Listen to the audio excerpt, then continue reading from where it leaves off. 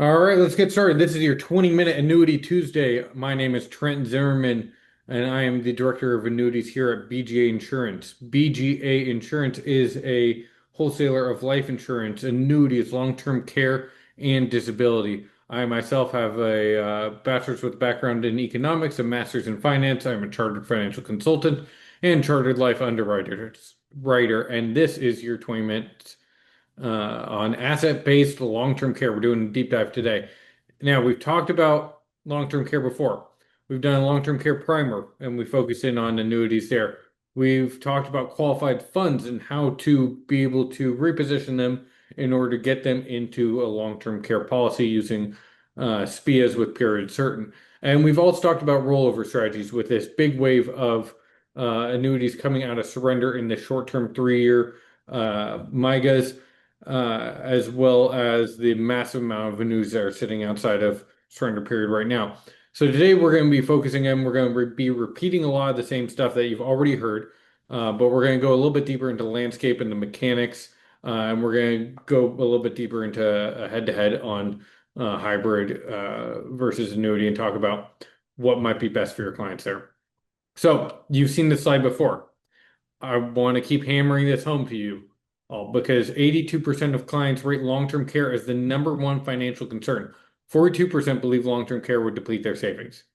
64% people fear running out of money more than death itself, and 42% people report being underinsured for life insurance. Now we have 60 billion in MIGAs that are up for renewal this year, and we have 400 billion in annuities sitting outside of surrender right now. You got to talk to your clients about long-term care. I told you this story before that there was somebody who's asking us about getting long-term care. We went back and forth for over a year on policies. And then he called me and said, "Hey, I'm going to go talk to them today." And that person didn't show. Turns out they were in the hospital and they're now going to need long-term care for the rest of their life. We had another person, he was younger, 55, talking about long-term care, talking about life insurance, and then ended up in the hospital and had a quadruple bypass. You got to start talking to your clients now about this. They want it. They're banging on your door, asking for it. And if you're not selling it to them, somebody else is. And that slide's going to come up pretty soon. But 70% of adults turning 65 today will require some form of long-term care. If we're talking about males, it's closer to 50% because typically their wives take care of them and the wives live longer. Uh, Wives are going to be higher than 70% because usually their husbands pass away earlier and now they're alone and now they have no one to care for them.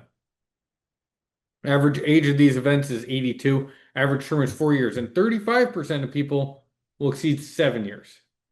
And that's on today's numbers. Medicine keeps getting better. People keep living longer. The average cost is 129,000 and it has grown faster than inflation. So if you're already scared by the current inflation numbers, be even more scared by the medical cost numbers that are coming up. Now, this is a new slide for you. This is we as a collective in 2024 spent 321 billion on annual long-term care spending. Medicare and Medicaid spent 1.03 trillion. 63% of Medicaid goes directly to long-term care. And that's an average of $14,000 per household of a tax burden for us funding that. And we're looking at 2034, in 8 years, the Medicare trust fund being exhausted. So we're not only looking at a major concern of individuals, but a major concern of policymakers. That's why Washington passed the CARES Act. It was enacted in 2021, went into effect in January 2025, and this was a no-capped earnings tax. And you only got $36,000 for life, indexed with inflation, but $36,000 for this tax. This could be a massive amount if you're a high income earner, but for people with lower incomes, it worked great for them. But could you, as an individual, buy a better policy in the market? Absolutely. That's why they had a one-time opt-out to buy private long-term care insurance. Now, this law is going to continue to change as people, um, as they figure out the workings of this. And many people bought long-term care and let it lapse. New people coming into the workforce or earning more and increasing their earning potential are going to want to fight this and say, I want to buy long-term care insurance now that my situation has changed. So this will all change. But we have a lot of other states looking at this. Now, if you've been following California specifically, they shelved it almost indefinitely. But that doesn't mean that this might not come around because these legislations have been studied, they've been filed. There are task forces, there are feasibility studies. This is still a constant thing because we're looking at a massive spend on a governmental level, and a government program level, and an exhaustion of the trust fund that funds it all. So once again, if you're not having these conversations with your clients, someone else is. So what constitutes a claim? We've talked about this, and I can't believe I haven't put a slide together for this. But doctor certification of the inability to perform two out of the six activities of daily living: bathing, dressing, eating, continence, toileting slash hygiene, and transferring. The reason I put hygiene here because continence and toileting sound like they're going to be the same thing. They're slightly different. One's being able to take care of yourself and be able to be hygienic, and one is the ability to control what comes out. So we're looking at traditional long-term care. This is the old school. You pay ongoing premiums. It's like health insurance. If you don't use it, you lose it, and the premiums just keep going up. So at 82, you could be paying an astronomical amount of money for something that you really need, whereas in your 50s, you're paying next to nothing for something you really don't need. Doesn't make much sense. Now, there's life insurance with the long-term care benefit, but we're not going to be talking about that. We're going to be talking about hybrid LTC, which is asset-based, and long-term care annuity, which is, of course, asset-based as well. The hybrid LTC is on a whole life or universal life chassis. You can set up a short pay or a pay to 100 way of handling this, and it's a repositioning of funds. And you are going to need to qualify for life insurance because there is a death benefit component to this. Um, and so it's a little bit harder to qualify for than the long-term care annuity. And this is a little bit more straightforward. You put in $100,000, you're going to know your leverage in the front end if it's 2 times or 3 times, and then you're going to have your guaranteed roll up like you would on an income annuity. And this is going to be a single pay. So they work differently than across the board. Um, so if we look at the annuity contract, you're going to have that roll up so that at age 82, you're going to have a higher benefit than you would on day one. Whereas the hybrid policy, you're going to have the same benefit day one and at age 82. Now, the hybrid policy, you're going to get a higher death benefit, and you're going to preserve some of that death benefit as a final expense type policy if you use this. Whereas the annuity, if you use it and it's depleted, it's gone. You're not going to get any death benefit. And your death benefit is typically just going to be the premium amount. Maybe there could be some gain if there's some interest rates there that are non-guaranteed. Um, but we're looking at something that's going to roll up over time and build a larger pool with an annuity versus something that's going to stay the same. Now, you might be asking, well, what about inflationary riders? When you add the inflationary riders, you're going to knock down some of the guaranteed roll up on the annuity to buy up some inflationary riders. And you're going to knock down your pool there. And you'll do the same thing on your hybrid. So 100,000 might become 90,000, might become 80,000. But you're buying up more growth that comes over time. And so if you start applying these inflationary riders, these products start to look pretty close. And we've gotten to the point using Nationwide with their annuity that's available in another state, but they do have 7 ways to buy it if you're in California. Um, if you want to talk to me about that on another time, that you add 5% inflationary riders, and these policies look almost identical. The only difference is the hybrid you can pay in over a multi-pay annuity, you're going to have a single pay. And then the qualifications. So if you could qualify for the hybrid, you might want to get that so you get some more death benefit.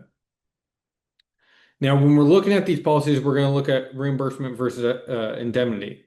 Reimbursement is pay me back what I spent, indemnity, pay me in full. So whatever you're getting from indemnity, the max benefit amount is what you're going to get in a check paid out to you, whereas reimbursement is what's the actual cost. Kind of looks like health insurance. The benefit of reimbursement is if you're paying under that amount, you're going to have this benefit last for longer. The other benefit of reimbursement is if you've ever gone through paying for long-term care is the worst experience you could ever go through. If you're the caretaker of your parents and they are going through long-term care, there's no instruction manual how to take the keys away from them, how to find a good facility, how to get in those facilities because most of them are short of beds. Um, and having a reimbursement structure typically comes with a concierge service that will help you through all those in a way that no self-help group, no counseling, um, no group therapy could ever do. But the issue with that is when you're in reimbursement, you typically need full-time care and or meet a certain amount of time of full-time professional care, which costs a lot of money. And they have a 90-day waiting period. And can you front that bill? Whereas indemnity, you can get some family care, you might be able to get small part-time care, and now you've gotten enough of that and at a lower cost to you, and you can get your indemnity payouts. And if you're with Nationwide, you get paid back for those 90 days. So these work for different people. If you're able to front the bill for those first 90 days of professional care, reimbursement can be really, really good for you, especially if you know the type of long-term care I'm at risk of is going to be full-time care. And especially when we're talking about reimbursement, you have access to products like One America that can pay for life. And so if you are at risk of something like Alzheimer's, would you be willing to take a lower amount for life of tax-free long-term care benefit, reimburse, you're not getting the check because you now have cognitive issues that you won't be able to handle that money well. So it goes straight to the care provider. That could be a real benefit. And what we're seeing more and more conversations around as people are getting more and more comfortable with this because these products have now been around a little bit longer. We've been forced to have these conversations with the Washington Care Act, is people talking about two policy plans, having some indemnity, having some reimbursement. So let's skip through this scenario and skip through this and go through choosing one because we kind of covered the rest of those. Um, and actually, we covered a lot of this as well. So let's go towards the argument against. And I want to talk about these kinds of webinars. I do not ever want these to feel like I am teaching you, telling you what to do. What I want these to feel like is we work with a lot of agents and we are constantly in contact with carriers. And we are getting sales ideas from both. We're getting best practices for both. We're getting a feel for the market from both on different sides that maybe you as an individual working with clients might not be seeing as much as we're seeing just because of a volume that we're doing. And so when we're talking about a lot of these types of webinars, you're going to hear at the end, well, here's the 5 pushbacks, here's the 10 pushbacks that you're going to get. And the fact of the matter is we're not seeing a lot of that. Clients are banging on the door of their advisor for this. We talked about 82% of people saying it's their number one fear is a long-term care event.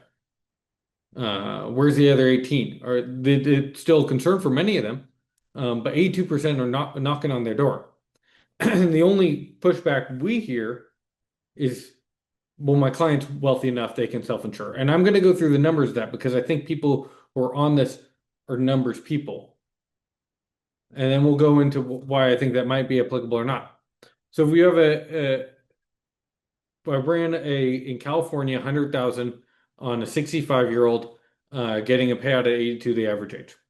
And at age 82, you have a $523,000 tax-free long-term care pool.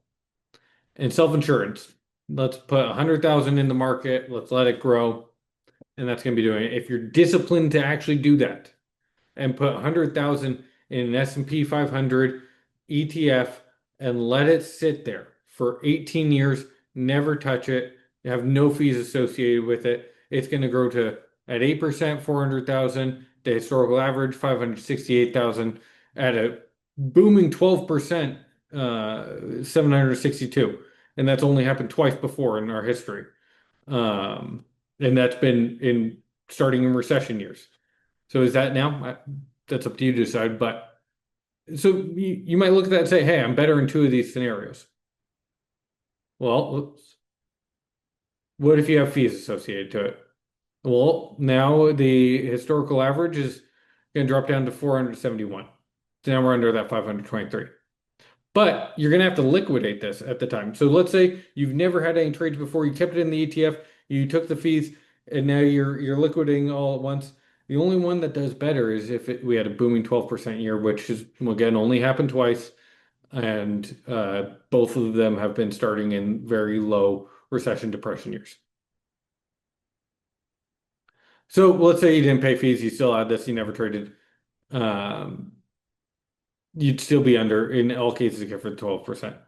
12% and likelihood of a greater than 12% annualized return, less than 6%. Again, let's put that in easy numbers. That's only happened twice. Now, if we look at Jeremy Siegel, who's looked at the longest time span of real investments in the market, not just buying an ETF and holding it for 18 years, the real activity of individuals, 6.9% has been the real return of your average individual who's trading, moving in and out of stuff, having long-term capital gains tax build up over time, paying fees, 6.9%. At 6.9%, you're looking at $338,000. And if you look at it all at once for a long-term care event, $302,000. You can't keep up with what you can get from long-term care, something designed for this. The market is incredible. You cannot keep up with something specifically designed for this purpose. And now I've given you the numbers, but let me give you something else. Your clients who are rich enough to self-insure don't want to self-insure. They've seen this happen to people in their families. They've seen it happen to people in their country club. They've seen it happen to their friends as they're getting older. They don't want to deal with this. And let's talk about people who are actually going through this. We all forget things. We forget where our keys are. And the older you get, the more worried you are that, oh, that maybe I'm getting dementia. But the fact of the matter is, when you walk into a new room, your mind flips over and reassesses the situation. And so I walk out of a room and say, I need to go grab my keys, walk into the kitchen where I leave them. I say, what the heck am I doing here? I've just stepped through a doorway and my mind turns over to what I normally do in the kitchen, and that's not grabbing my keys. What Alzheimer's is looking at your car and saying, I don't know whose car that is. Somebody like that is not a good steward of their own money, is not going to be making good choices about their life at that point. So do you want them managing their own, even if they have a fiduciary? Do you want them having that control over their money and going through the process of getting them out of control of their money? Or do you want a long-term care policy that is going to be able to pay the benefits directly to the services that they need? That's what they want, and that's what they're asking their advisors for. I don't know of any advisor who has gone to their client about long-term care and the client has said, I will self-insure. It's the financial advisors that are saying that. And I don't know if it's because they're unable to have the conversation. I don't know if it's because they believe in the market's ability to return north of 12% and be able to be disciplined enough to leave that money in there for that long of a time. But this is also self-actualizing money, whereas the market might go down right before we might have a bad sequence of returns. So what's best? At the end of this, we've talked about a head-to-head. Hybrid is great for somebody 55 to 65 who can qualify for life insurance, wants to multi-pay in. Maybe is using qualified funds and is pulling into SPIA and paying in over a 10 pay and values that death benefit because maybe I won't use it and I want a higher payout to my children and prefers indemnity. I just want the check. That's not available as much in the annuities. And predicts because of that using part-time family care. Annuity is great for people over 70 who might have some issues qualifying for life insurance, where they have the money set aside in brokerage accounts to single pay. They might have some mortality concerns, but not concerns of going into long-term care because these are underwritten on a whole different basis. Maybe has an annuity already that they can 1035 over. They value that roll up, prefer reimbursement, and predict full-time care. Now, that 65 to 70 is a weird zone, and we can go through and we can compare. But you also have issues that are converse to each other, that paying into a hybrid policy into a multi-pay that is going to give you the same death benefit after you fully pay on day one. Let's say you do a 5-pay year 6 versus year 10.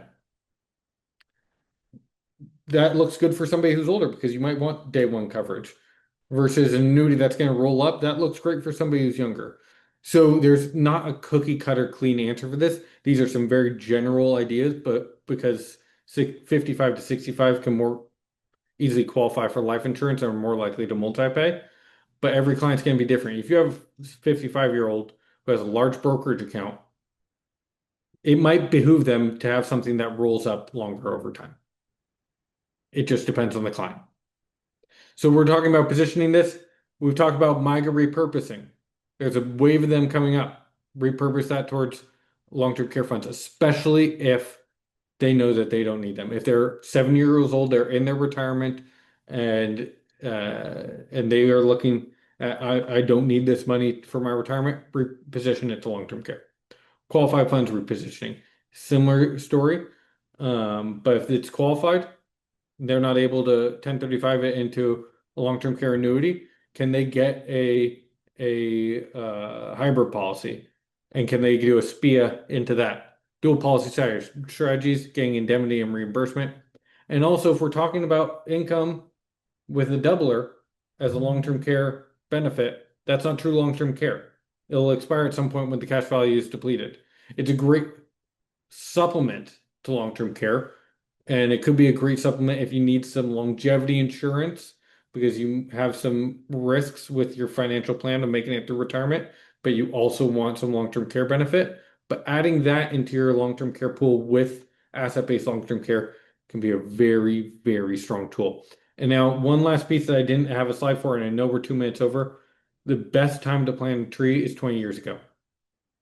The second best time is today. A 75-year-old looking for long-term care is not going to be able to get as much as a 55-year-old who's starting to plan their retirement. And a 55-year-old likely has a parent who's going through this or facing it. And so they've had a wake-up call. 82% of people want this, who are talking to their financial advisors, and it's their number one concern. So the other 18 still want it, but it's not their number one concern. 82% of people, it's their number one concern. 42% of people said any event would blow out their savings and ruin their retirement. If you're not having these conversations with your clients, somebody else is. I've had some issues doing my polls, moving to this new webinar format. I thought I had it set up. I apologize. So I don't have a questionnaire for what you want next week's topic to be. So I'm going to announce it and just say we're going to do an AUM management, AUM plan, and deferring some RMDs there. We'll go through that. And with that, that's your 20 minutes. If you have any questions, drop it in the chat. Hopefully the chat's working. I know we're getting used to this new system. But you can also reach out to me, call me, email me if you have any questions. Thank you all for joining. That's your 20 minutes.